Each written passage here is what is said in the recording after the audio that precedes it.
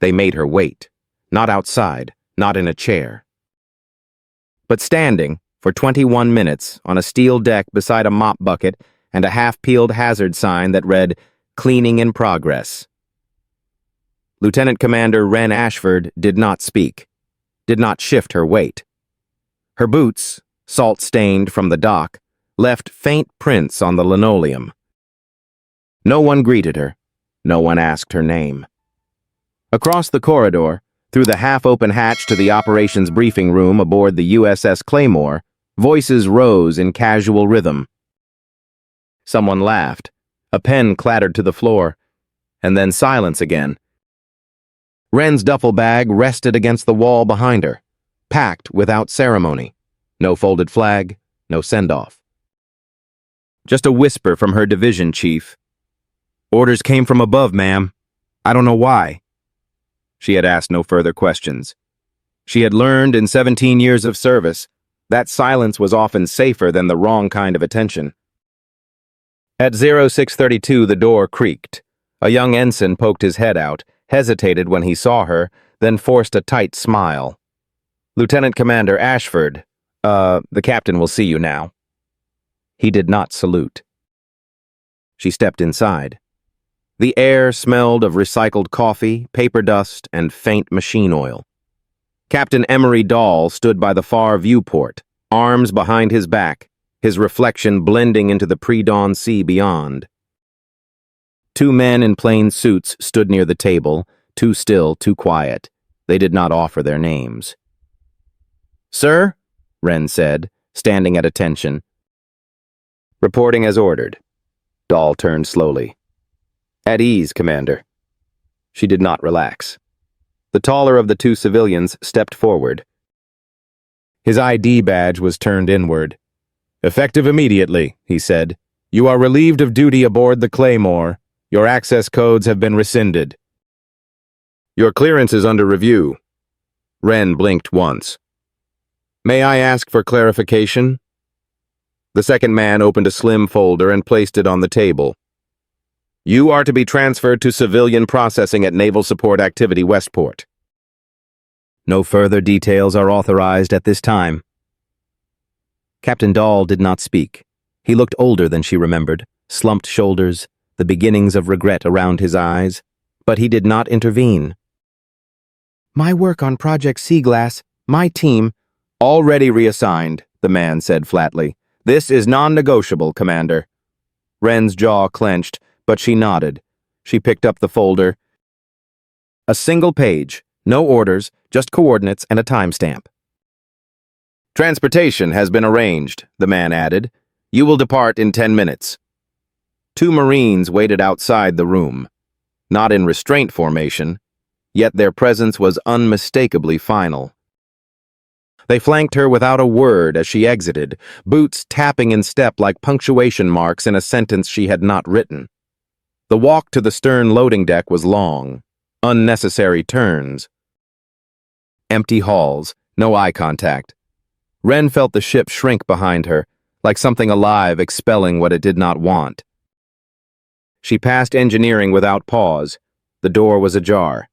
Inside, Chief Halverson, who had once called her the sharpest mind in sonar, kept his back turned to her completely. Coward. At the gangway, a rigid-hull inflatable boat bobbed in the dark water. Its engine hummed low, already running. One of the Marines tossed her duffel aboard. The other handed her a sealed envelope. "Open after you've left visual range," he said. Wren hesitated. Captain Dahl appeared at the edge of the deck, alone. "I did not ask for this," he said. "I know," she replied. "But you did not stop it either." He nodded, barely. "Good luck, Commander." And then she stepped aboard, engine roaring behind her, the Claymore already fading into shadow.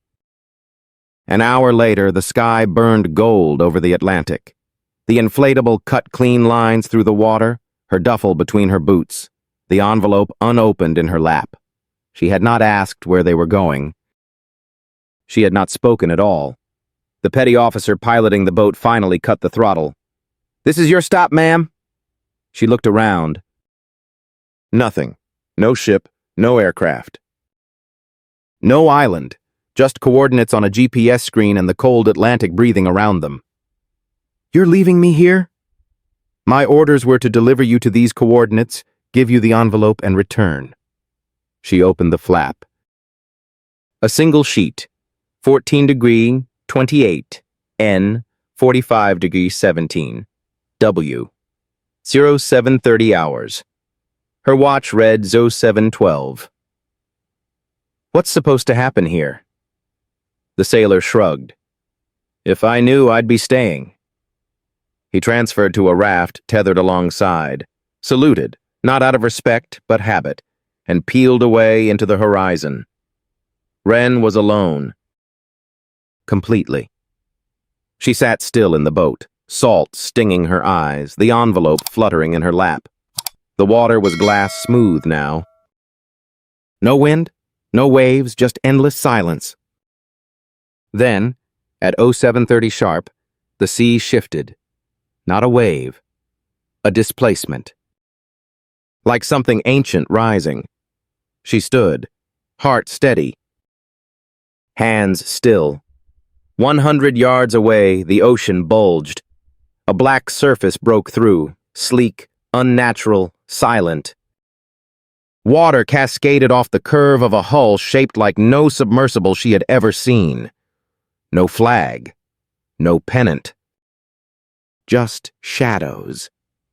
A conning tower emerged, then a hatch opened. A figure appeared, tall, still, anonymous. He raised a gloved hand and pointed directly at her. Not a wave. A summons. Wren stared back. She had been erased from one world. And now something else, something deeper, was calling her into another. The submarine did not approach her. It waited. 30 yards of stealth-engineered alloy held its place on the ocean's surface, a sentinel emerging from a myth. No name, no number. Just presence. Wren Ashford tightened her grip on the tiller of the inflatable and pushed forward. Her heart beat slow and heavy, but her mind stayed sharp, measuring distance, rate of drift, wind angle. The ocean, once her element, now felt like a prelude to something else. When she reached the hull, a rope ladder had already been dropped. 2 figures in dark, unmarked uniforms stood ready at the hatch. Neither spoke. She climbed. The steel rungs were slick with seawater. Halfway up, she paused, not from fear, but from clarity. The life she knew ended at the top of this ladder. When she stepped over the rail, nothing could be undone. She ascended anyway. The deck was warm under her boots. The figure who had waved her forward stood at the base of the conning tower, sunlight casting long shadows behind him. He wore a Navy-style utility uniform, but the patches were gone. No rank, no unit. He looked at her not with suspicion, nor recognition, but familiarity. "Lieutenant Commander Ashford," he said. His voice was gravel and gravity. "I do not know you," she replied. "That is by design." He extended a hand. "I am Commander Ryland Locke." "Welcome aboard the USS Peragrin." Her brow tightened. "That vessel does not exist." "Exactly." She did not take his hand, but she nodded. That, apparently, was enough. Locke turned and descended the conning tower ladder without another word. She followed. The interior of the Peragrin was unlike any submarine she had known. Wider corridors, dampened acoustics, lights dimmed to avoid glare, but intelligently positioned for maximum clarity. A different architecture, organic almost, like someone had built it for the rhythms of long silence. The first person they passed saluted, not out of habit, out of reverence. The second said nothing, but glanced at her with unmistakable recognition. "How many people on board know who I am?" Wren asked. "Only the ones who need to," Locke said, not slowing his stride. She noted the control panels they passed, modular interfaces, biometric touchpads, encrypted comms running silently in the background. Not a single Navy logo in sight. "What is this place?" Locke gave a thin smile. "A platform for inconvenient truths." They arrived at a pressure-sealed door. He placed his hand on the sensor. It hissed open to reveal a chamber unlike any CIC she had ever seen, more like a hybrid between an operations center and a tech lab.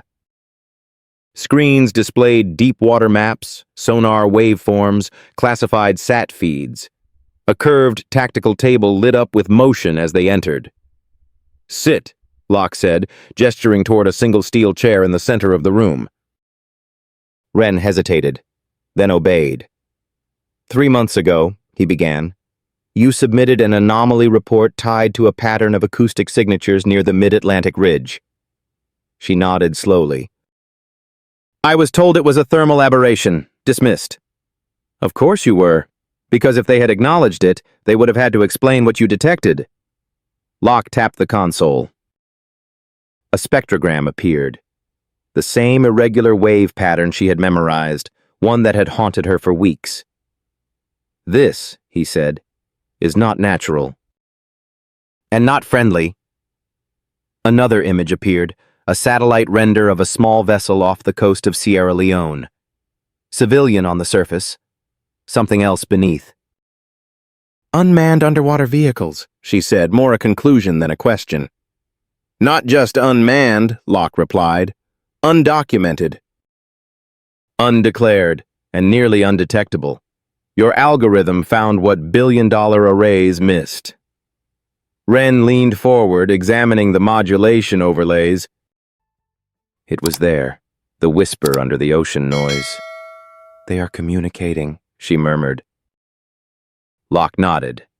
"And mapping. To what end?" "That," he said, "is what you are here to help us determine." He led her through another corridor, this one narrower, colder. They passed a small room with no windows. 2 men worked inside, analyzing shredded drone fragments suspended in chemical solution. At the end of the hall, Locke opened a compartment with 2 bunks and a slim terminal. "Your quarters." "Temporary until we surface again." "How long?" she asked. 87 days until scheduled resurfacing, but if mission parameters shift, longer." She dropped her duffel on the lower bunk. "My family believes I'm at Westport." "Yes, and when you are eventually debriefed, your official story will be civilian support for a classified audit." "And if I say no to all this?" Locke's eyes darkened slightly. "You will be sedated, extracted, and rotated into an administrative post in Nevada. You will never be allowed near a classified sonar array again." Silence. Then Wren said, "You went to a lot of trouble to give me a choice that does not exist." "No," he replied. "We went to a lot of trouble to recruit someone worth trusting." "You still have that." She sat on the edge of the bunk.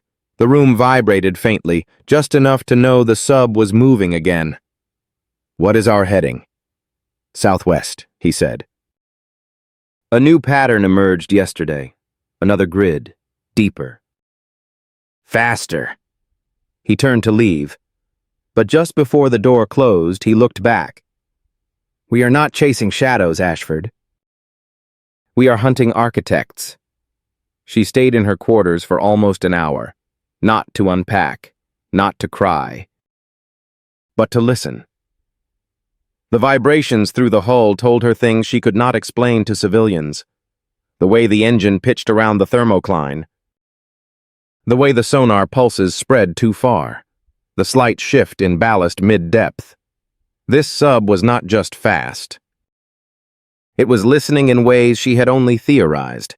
And now, so was she. At 2100, the comms screen on her wall blinked. "Operations brief in 15 minutes. CIC level." She stood, adjusted her collar, and pulled her insignia from the duffel, then paused. She placed it back inside and zipped it shut. "No rank here, only purpose."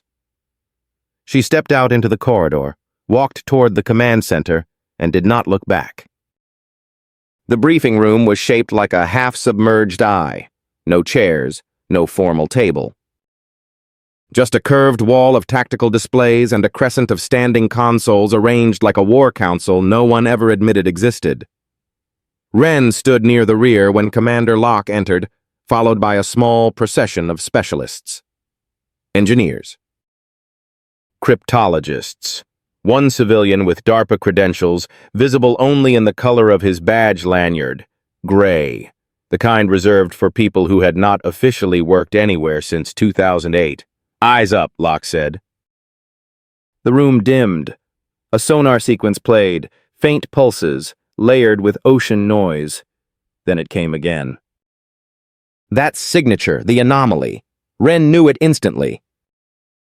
A shallow sweep across a low-frequency channel, harmonics hidden just beneath the ambient seabed rumble. "Pattern confirms it," Locke said. "This is the same signal we intercepted 3 months ago near the Canary Basin." "Repeating now, stronger, closer." The screen split. On the left, a deep-sea topographical map west of Cape Verde.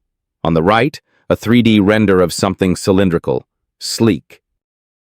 Artificial, not American. "Unmanned unit?" Wren asked quietly. The DARPA man answered without turning. "Technically, yes, but not autonomous.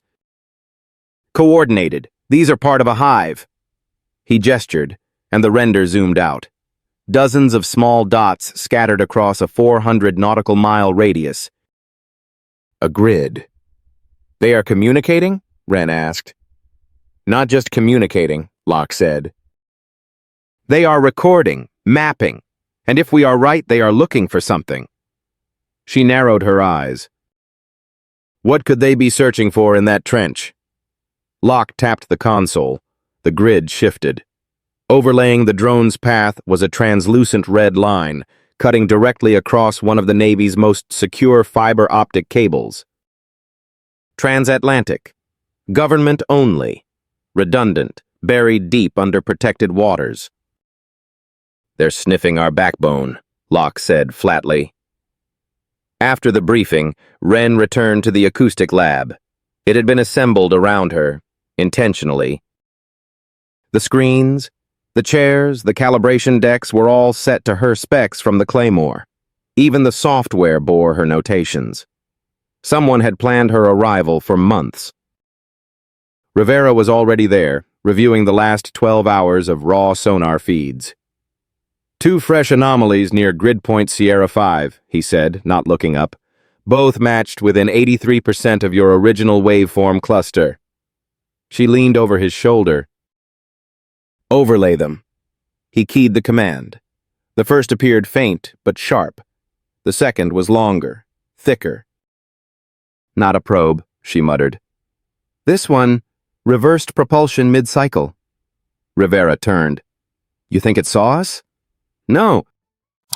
"But it felt something." She sat. Her fingers moved across the tactile console like muscle memory. She inverted the harmonics, stretched the tail frequency, filtered the seabed feedback. Then she froze. The pulse was not random. It was tonal. "It's code," she said aloud. "Excuse me?" Wren looked up, her voice steadier now. "That second anomaly. It's a message." Structured, repeating. Not our language. But mathematical, recursive loop, modulated amplitude. Rivera stared, stunned. "That's why it sounds wrong. It's too organized." "They're not just mapping," Wren said. "They're testing. Measuring how we respond, calibrating our silence." She stood. Her pulse quickened, not from fear but clarity. They were not detecting shadows. They were detecting intent. Later that night, Locke met her in the observation bay. It was barely lit, just the faint green-blue from depth pressure gauges and a single viewport showing eternal blackness. He stood beside her. Silent for a time. Then, "I read your doctoral thesis, the one about pressure acoustics and deep-sea memory." She raised an eyebrow. I thought the Navy redacted that. They did. I read it before they did. Silence. You said the ocean is not empty, he continued. That it remembers violence, stores it as heat, as structure, as tone. It does, she said. We just do not know how to translate it. Locke nodded, almost reverently. You think these drones are listening for that memory? She turned toward the viewport. I think they are looking for what we forgot. The next day, the Peragrin adjusted course, not directly toward the drone cluster, but along its outer edge. Wren oversaw every ping, every pulse, every calculation of angle and return. At 0340, they picked up a new echo, different, thicker than a drone. Deeper than a whale, a long sweep across the subfloor layers that pushed even their hardened acoustic tiles to vibrate slightly. Not a sound of movement. A sound of emergence. What the hell is that? Rivera muttered. Wren did not answer. Because she recognized something no one else had. That frequency. She had heard it once before. 4 years ago, in the audio logs from a failed NATO expedition off the Yucatan Abyss. The logs that were marked technological malfunction and buried without further inquiry. But she had saved a copy, and now the ocean was playing it back, verbatim. Locke entered moments later, eyes locked on the feed. You recognize it? He said quietly. Yes, she replied. And it's not just repeating. It's mirroring. Playing us back to ourselves, edited. Amplified. He nodded grimly. This changes our timeline. She looked at him. Meaning? We dive deeper. We breach their grid, not just watch, we touch. Wren's breath slowed. No more listening. No, Locke agreed. Now we speak. The Peragrin descended like a ghost through curtains of thermal layers and darkness too deep for sunlight to matter. No alarms, no klaxon. Just whispered confirmations and the hiss of pressurized seals adjusting as they passed 6,000 feet. Commander Ryland Locke stood in CIC, unmoving, eyes locked on a display that showed no threats. Just silence. But it was the wrong kind of silence. Engineers called it acoustic null. Wren Ashford knew better. It was the sound of something listening back. Grid point Theta 9 reached, Rivera reported. Holding position. The sonar array was already live. Wren stood behind the acoustic console, her arms folded, face still. She wore a headset, not because she had to, but because it helped her focus. The world vanished behind the hum of filtered ocean. The signal returned at 0411. Soft. Asymmetrical, not a beacon, a perimeter. They laid a shell, she said aloud. Locke turned toward her. Explain. She pointed to the spectrogram's outer edge, where a barely visible frequency lapped around their position. This is not a pulse, it is an envelope, a net. Think of it like passive sonar, but inverted. Instead of listening in, it listens out, waiting for breach. Tripwire, Locke said. Wren nodded. But one that mimics natural ocean layers, no alarm? No spike, just absorption and redirection. Can we bypass it? Not unless we become it. She needed 3 hours to reprogram the signal modulation software. The Peragrin was already the quietest sub ever built, but quiet was no longer enough. They had to be invisible by mimicry. She mapped the perimeter pulse, inverted its structure, and synchronized the ship's external transducer array to respond at the same harmonic intervals, like an echo repeating itself so perfectly it disappeared into the source. Not silence, she told Locke, but echo camouflage. Like breathing in rhythm with something that does not have lungs. At 0730, the first test run began. The ship advanced 6 meters. The perimeter held. The console showed nothing, no disturbance, no reaction. They moved again, 10 meters. then 15. Still stable, Rivera said, barely breathing. At 35 meters, the entire room went silent, not out of caution, but instinct. The kind of pause that animals make before a predator enters the clearing. Then the sonar spiked. A new signature, large. Bearing 197, depth 6,310, closing fast, Rivera said. Wren's hands froze over the console. Not a drone. The echo was wrong, too deep, too slow. A slow crawl like steel scraping the seabed, but layered in an acoustic shell like a reverse heartbeat. She magnified the waveform. The room dimmed to gray-blue. That sound, she had never heard anything so deliberately slow. It was not searching. It was waiting to be seen. Visual? Locke asked. Nothing on scope, the helm reported. Cameras see nothing. Of course they don't, Wren said. She brought up the thermal overlay. A shape emerged, not from heat but from its absence. A cooling void moving through the water like negative space. Not warm, not hot, but hungrier than the ocean around it. Engage floodlights, Sector 2, Locke ordered. The external lights blinked on. What they revealed was impossible. Something long, almost serpentine, curved like a biological spine but plated in matte black segments, too symmetrical to be natural, too sinuous to be purely mechanical. It hovered, then pivoted, not turning but shifting its orientation like it had no fixed front. A red glint appeared on one of the plates, then another, small, deliberate. Eyes, Wren whispered. It did not attack. It did not flee. It watched. The Peragrin remained in still formation. Any radio signals? Locke asked. Rivera shook his head. All channels quiet. No ping, no pulse. They are not talking with sound, Wren murmured. They are talking with presence. With proximity, like predators gauging intruders. Locke frowned. Are we the prey? No, she said. We are the test. And then the creature, or machine, began to move. Not away, around. It circled them slowly, like measuring hull width, displacement, acoustic rhythm. The lights shimmered across its surface as it passed, each segment marked with subtle ridges that looked, from the right angle, almost like glyphs. Language.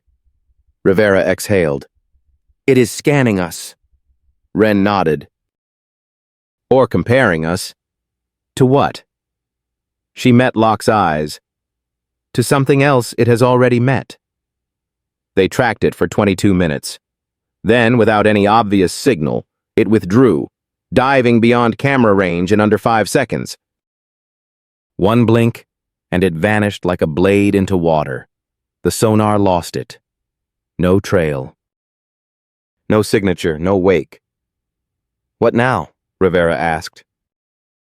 Locke turned to Wren. It let us go. Why? She stared at the blank screen. Because we passed, she said. Or because it wants us to think we did. The crew dispersed quietly. No celebration. No fear. Just the understanding that everything had changed. Wren remained alone in the acoustic lab for hours, reviewing the recorded waveform. Every pass, every turn, every phase shift. Each time she thought she found a pattern, it unraveled into something else. At 1800, the door opened. Lieutenant Kim entered. No words, just a small tray with coffee and a folded slip of paper. She placed it beside Wren and left. Wren opened the note. It read, "The ocean remembers. But it also learns." She turned back to the console and reloaded the scan. This time she listened not for what the creature did, but for what it withheld. And for the first time since arriving aboard the Peragrin, she felt something deeper than purpose. A question. Not, what are they? But, why now? The Peragrin held position above the trench wall, suspended like a thought too heavy to speak. No propulsion. No drift. Just thousands of metric tons balanced in hydrostatic stillness at 6,420 feet. Inside, the lights had dimmed to blue protocol, an atmospheric hue meant to preserve focus and reduce tension. But it only made the silence more unbearable. Wren Ashford sat cross-legged in the acoustic lab, not at the console.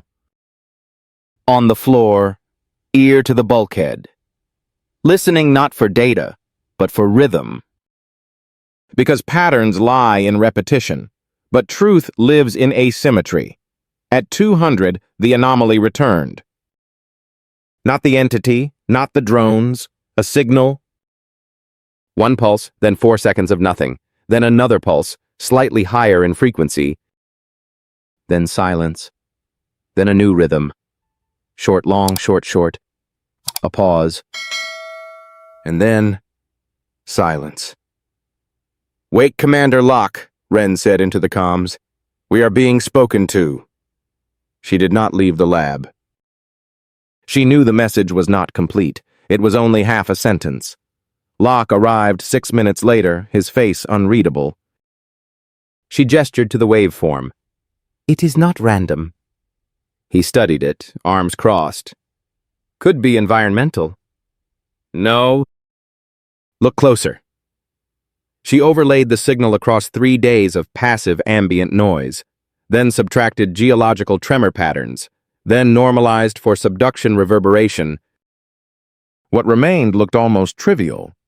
Dots and dashes, but with structure. "Morse," Locke whispered. Wren nodded. Not exact. But close, like someone learned it from incomplete records. "You translated it?" She nodded again. "The first pattern approximates I. The second, maybe C. Then it fragments." Locke exhaled. "So either it knows what it is, or it wants us to know what it is not." The senior crew gathered within the hour. Rivera, Lieutenant Kim, Dr. Halverson from Propulsion, the DARPA civilian, whose name no one had spoken aloud yet. Locke stepped forward. "Let us be clear. We are not observing anymore, we are interacting." He turned to Wren. "You believe it is intelligent." "I believe it is communicating," she corrected. "Which, biologically or synthetically, implies intent." Dr. Halverson frowned. "You are suggesting sentience based on timing." "No," she said. On awareness of timing, it adjusted to our silence. Kim stepped in. "And now what?" "We answer it?" Rivera muttered. "And say what? Hello, Abyss, are you hostile?" Silence. Then Wren said something that no one expected. "We answer it with music." At first, Locke rejected it. "This is not a first contact mission." "No," Wren replied. "It is a recognition mission. We are not the first it has seen." Locke narrowed his eyes. "What makes you so sure?" "Because it did not react with curiosity. It reacted with comparison." She gestured to the sonar logs. "It studied us like a memory resurfaced." Locke remained quiet for a long moment. Then finally, "Do it." Wren chose a waveform from 1977, not human voice, not mechanical tone, a slow passage of cello, Bach's suite. No. 1 in G major, cleaned of surface noise, converted to ultra-low frequency acoustic signal, looped at 0.5x speed to match ocean propagation timing. She ran the simulation through a buffer, filtered it for reflection loss. Then synchronized the broadcast to the sub's dorsal array. The first note entered the water at 0427 hours. It traveled like breath through lungs that had forgotten warmth. At first, nothing returned. 5 minutes, then 10. Then, the signal came back. Not echoed. Transformed. The same intervals, but rewritten. New harmonics. Altered resolution. As if someone had heard the melody and decided to respond in kind. Locke watched from behind the console, hands folded behind his back. That is not playback. No, Wren said quietly. That is composition. Later that evening, she sat alone in the mess, food untouched. A printout of the return signal sat beside her, not as code, as notation. She marked the intervals with a pencil, counted the patterns, then stopped. The changes were deliberate, and more chilling than she expected, because the response had subtly corrected a mistake in the original Bach passage, one that had only existed in a degraded version stored in the Voyager archive. No living system would know that. No algorithm would prioritize it. Which meant something down there had heard the original. Not her version. Before. Locke found her still at the table hours later. He did not speak at first. He read the notes, saw her annotations. Understood. You think this is a memory? She nodded. He sat. You think we are not the first ship it has heard? I think we are not the first signal it has carried, she said. The ocean is a transmitter, but it does not broadcast to us. Locke's voice was soft. Then to whom? She looked up, and for the first time since boarding the Peragrin, her voice cracked slightly. I do not know. Later, before she left the lab, Wren added a new line to her personal log. We are not being warned. We are being watched to see if we remember what they already know. Then she sealed the entry with biometric encryption and closed the screen. Outside, through the viewports, the deep ocean pulsed faintly, not with noise, but with waiting. 600 hours. Peragrin, mid-Atlantic trench wall. Total silence. The crew did not speak at breakfast. No one was told to remain quiet. But something in the way the ocean moved against the hull, slow, dense, listening, made noise feel disrespectful. Wren Ashford skipped the mess. She had been in the acoustic bay since 400, tracing the modified Bach sequence line by line, trying to match it against known databases. NOAA seismic logs, historical broadcast anomalies, Voyager legacy pulses. Nothing fit. Until Rivera, half asleep with black coffee in hand, called out softly. You need to see this. He dragged a sequence onto the main screen. 1964, South Pacific, deep sea anomaly recorded off the coast of Vanuatu. The waveform bore exact structural similarity to the return signal they had received from the trench. 60 years ago, he murmured. No subs in the region. No satellites in position. No explanation. Wren stepped closer. Did anyone decode it? No, he said. They filed it as geologic reverberation from subsea volcanic vents. She shook her head. They buried it because they could not explain it. She brought the data to Locke. He did not look surprised. You think it has been trying to reach us for decades? No, Wren said.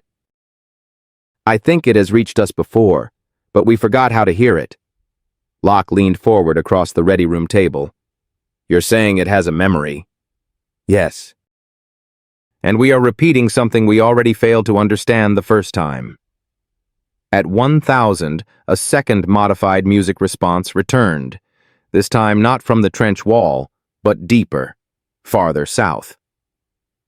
A reply not to their signal, but to the 1964 anomaly, which meant? Wren turned to the team in CIC.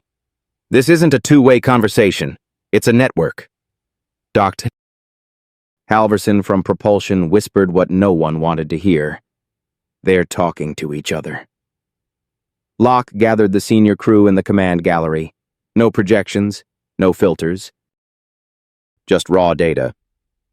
We believe we've been pinged by multiple submerged emitters operating at non-standard harmonic intervals, Wren said.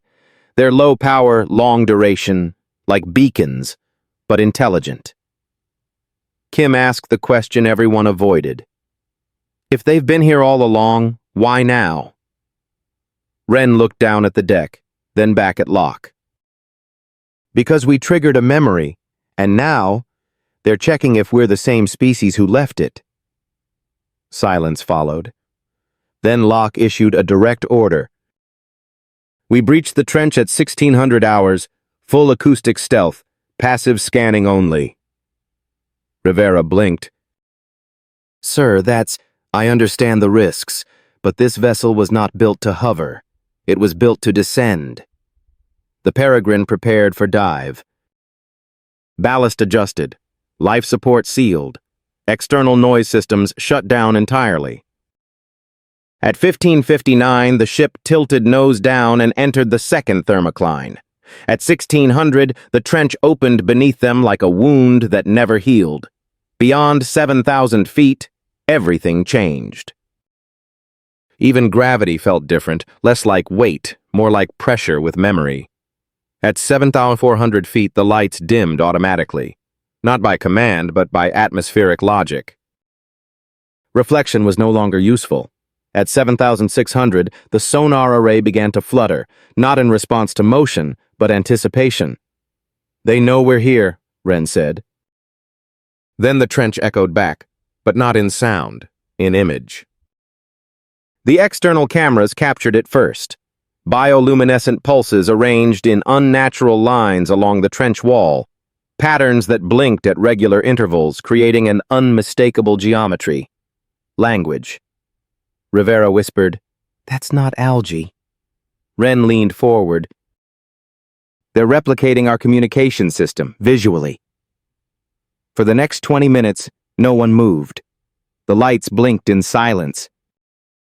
3 rows, then 2, then a pause. Then it began again. Pattern. Rest. Echo. Wren drew it by hand, frame by frame. After 15 minutes, the loops aligned into what looked like a familiar system. "Triangulation encoding," she said. "They're marking a position," Locke guessed. "No," she said. "They're marking an entrance."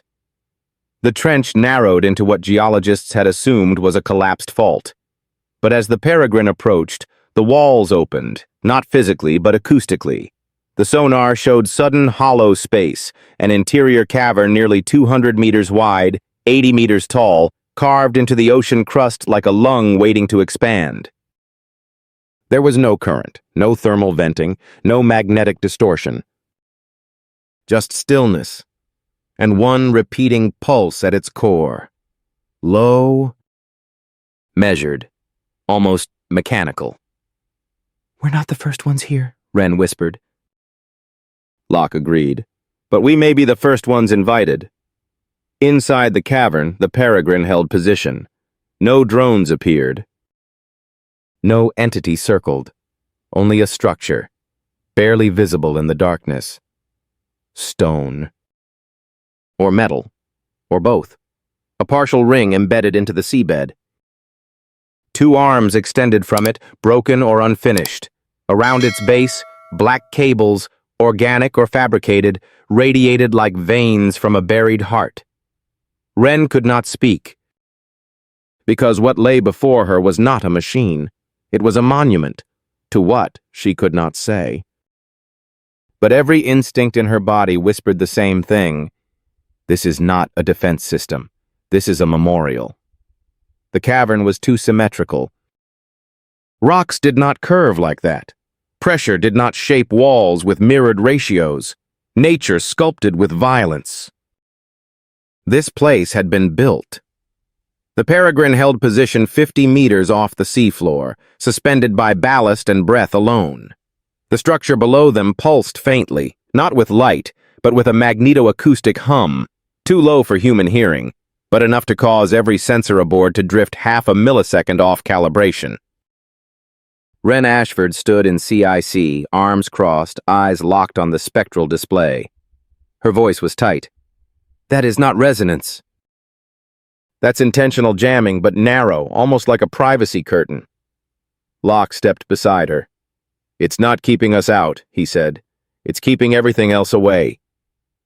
The DARPA civilian, who finally introduced himself as Dr. Anton Riza, entered from the aft corridor. I have seen something like this before, he said. The room went still. You said this is impossible, Locke replied. I said it was not documented. He placed a tablet on the console. A still image appeared, grainy, low resolution. An underwater structure, different angle, same geometry. 1987, off the Patagonian coast. Seismic survey team picked this up on passive sweep. They were gone 3 days later. Disappeared. The footage was never filed officially. Wren leaned in. And you were on the retrieval team. Rees nodded. There was no retrieval, just noise. Hundreds of hours of deep water distortion. One clean signal hidden beneath it. He tapped again. The screen flickered. Wren's modified Bach return signal played, identical to what they heard in the trench. Locke swore under his breath. This is a system. Global. Subglobal, Rees corrected. Tectonic anchored. Ancient. Wren spoke without looking up. Then why did it answer us now? Rees's face hardened. Because we triggered a test protocol, and something woke up. At 17:30, Locke gave the order. We are sending a probe. The room hesitated. Not from fear, from respect. A reconnaissance drone was prepped. Low noise, soft glide, no active sonar. Just passive sensors and chemical mapping. It descended through the cavern mouth in silence. The crew watched through dim feeds, soft light cameras, low-res magnetographs, deep pulse thermal overlays. At 300 meters inside the structure, the walls began to change. Not visually, but geometrically. Straight lines bent. Symmetries folded, the drone compensated, adjusted pitch. Then the feed cut out. Not scrambled. Absorbed. Like the signal had fallen into something that did not allow reflection. Wren spoke first. That was not failure. That was choice. The crew fell into quiet readiness. No drills, no jokes. Each department operated as if something sacred had entered the vessel. At 2010, the magnetometers spiked. A shape reappeared on sonar. Not the drone. Something coming out. Locke moved to the display. Visual? Negative, Rivera said. Too low light, no external reflection. Then, a glint, a sliver of silver. Then, too, it was returning, but different. The shape had changed. Where the probe once had 4 stabilizing fins, now there were 6, each etched with precise indentations that looked carved or grown. And embedded along the spine of the drone's hull, new components, not welded, grown into place. Kim backed a step away from the display. Is that ours? Wren leaned in. It's a response. In the hangar bay, they retrieved the probe with full contamination protocols. The materials were inert, no radiation, no active signal. But the added sections, some kind of adaptive biometal, did not match any known terrestrial alloy. Wren examined the readings, then paused. Run the box signal through the new structure. Rivera hesitated. Why? Because we were never meant to just send it. We were meant to transform it. He complied. The drone pulsed, and the entire hangar filled with a low harmonic wave, warm, curved, human, and inhuman at once. It was the same melody, but completed. Not the original, not the return, a third version. Something built together, a collaboration across time and medium, a handshake made of frequency. Riza stepped forward. This isn't a defense perimeter. Locke looked over. Then what is it? Riza paused. It's an interface. At 2300, Wren entered the observation bay alone. The trench outside loomed infinite, but the structure at its base glowed faintly now. Not bioluminescence, not light, just presence. She placed her hand on the glass, and impossibly she felt pressure from outside. Not suction, not heat. Recognition. She exhaled slowly, then spoke a line only she could understand. You remember us. And for the first time since the Peragrin descended into this abyss, the pressure shifted, not in warning, but in welcome. 400 hours. Exterior hull temperature dropped by 2 degrees. No change in water temperature, no oceanic cause. Wren Ashford stood alone in the CIC. Her hands rested on the edge of the console, but her eyes never left the waveform slowly uncoiling on the screen. It was not music. Not anymore. It was a map. Lines of harmonic intervals formed concentric arcs, interrupted at irregular beats, like land masses shaped by sound, not stone. She had seen this once before. Not in sonar data, but in her mother's voice, when she cried over a song she could not explain. A melody that was not inherited by blood, but by feeling. This, Wren realized, was the same. Not a message. A memory. And someone had just chosen to give it back. Commander Locke entered at 0410, still fastening his collar.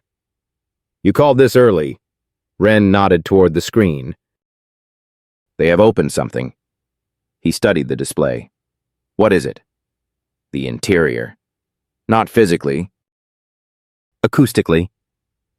She adjusted the controls. A secondary waveform emerged, nested inside the primary one. Like a chamber inside a shell, she whispered. Nested architecture, like a vault. Locke leaned forward. What is inside? I think, she hesitated. It is not a place. It is a signal construct, meant to be received, translated. Not by machine. He frowned.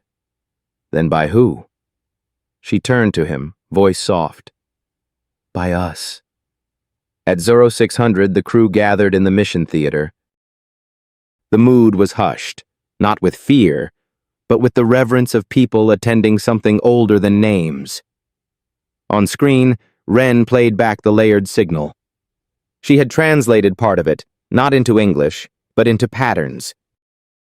Mathematical structures arranged in recursive harmonics, like fractals that could only be understood emotionally. This is not just communication, she said. It is transfer. Of what? Kim asked. Of them, Wren said. Of who they were. The crew looked confused, so she explained. There was no ship, no entity, no alien voice. Just echoes. Left by something that once existed here, not to dominate, but to endure. The structures we've found are not weapons, Wren said. They're carriers, deep-sea data cores encoded in harmonic memory. Why underwater? Rivera asked. Because the ocean holds time differently, Wren answered. It remembers pressure, movement, tone. And it keeps secrets better than the stars ever could. She paused. They knew space would fail. They chose the sea. At 0730, the decision was made. They would receive the full signal, not through machines, but through human consciousness. A procedure developed in theory, never tested. A harmonic immersion, where sound bypasses language and enters the brain as waveform modulation, interpreted by neural patterns the way dreams are. Locke volunteered. Wren stopped him. No. It has to be someone who already speaks its rhythm. Someone it recognized first. Locke nodded solemnly. It chose you. Wren entered the immersion chamber at 0754. The room had no lights, no monitors. Just a chair and a resonator node installed overhead, designed to pulse low-frequency sound through bone conduction. She sat, closed her eyes, said nothing, and then the sound began. It was not violent. Not loud, but full, like water entering lungs not to drown, but to replace breath with something older. The tones passed through her, nested in her chest, split into dozens of frequencies her ears could not hear but her cells felt. Memories unspooled. Not hers, someone else's. She saw an ocean not born of Earth, but shaped like it. She felt pressure under a black sky. Silence between continents. Intelligence that grew not from fire, but from resonance. They had no language. No war, no need for ownership, only rhythm. Only recording, until they began to vanish. Not from violence, but disconnection. Something had shifted. A loss not of life, but of understanding. The silence deepened, and they chose to leave not warnings, but traces. Entrusted to the only element that remembered as they did, water. Wren opened her eyes. She did not speak for a long time. Locke waited. Then, "What did you see?" She shook her head. "It was not something you see. It was something you carry." He did not press her. He saw it in her face. She had not just received information. She had inherited a burden. Later that night, she sat in the observation bay again. The trench no longer looked dark to her. It looked like architecture, a cathedral of silence built for resonance, not reverence. Rivera brought her a printout. "Command just sent this." She glanced at it, then froze. An identical anomaly had been detected off the coast of Greenland. Same signal, same sequence. "And so it begins," she said. Rivera frowned. "What does?" She turned toward him. "The unlocking." Commander Locke filed the report under Black Class clearance. He included Wren's notes, and one line in his own handwriting. "This is not the end of a mission. This is the end of our silence." As the Peragrin ascended from the trench, its ballast slowly adjusted for surface pressure. Wren stood at the viewport. Her hand brushed the glass once more. The ocean did not reply. It had already given her everything,